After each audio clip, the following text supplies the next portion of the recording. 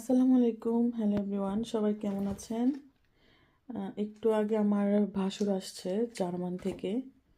তো আমি উনি আমাদের জন্য, আমার বাচ্চাদের জন্য অনেকগুলো চকলেট নিয়ে আসছে, আর অনেক কিছু নিয়ে আসছে। তো ভাবলাম তোমাদের সাথে শেয়ার করি। তো আমি একটা একটা করে দেখাচ্ছি তোমাদের। আমি ঢেলে দিই, দেখো।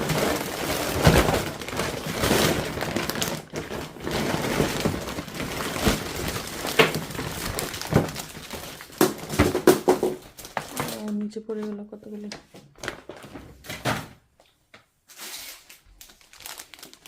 এই দেখেন কত রকমের চকলেট নিয়ে আসছে আমার বাচ্চাদের জন্য। এখন কথা হলো, আমার বাচ্চারা চকলেট খেতে চায় না, খুবই কম খায়, মন চাইলে খায় আর না মন চাইলে খায় না, এরকম অবস্থা। এখানে অনেক রকমের চকলেট।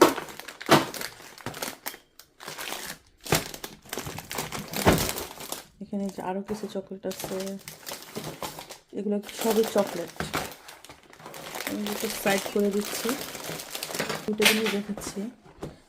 এইগুলো হচ্ছে বিস্কুটের মধ্যে যে চকলেট থাকে, ওই চকলেটগুলো বিস্কুট টাইপের আর কি। 2 বক্স নিয়ে আসছে।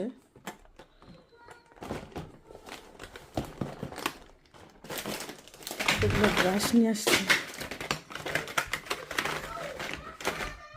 অনেকগুলো ব্রাশ।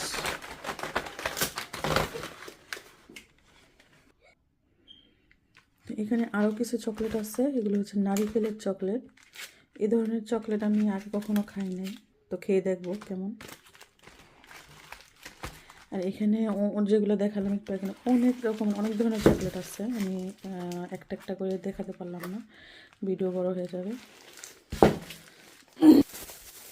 আর এখানে হচ্ছে আমার জন্য কতগুলো হার্বাল চা নিয়ে আসছে। এখানে অনেক রকমের হার্বাল টি, বিভিন্ন ফলের, ব্ল্যাকবেরি, তারপরে ওই যে কী বলে, বেদেনা, আনার, এই ফলটার নাম আমি ভুলে গেছি।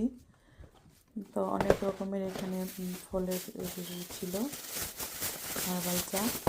আর এগুলো হচ্ছে ঠান্ডা লাগলে এগুলো খেলে অনেক ভালো উপকার পাওয়া যায়।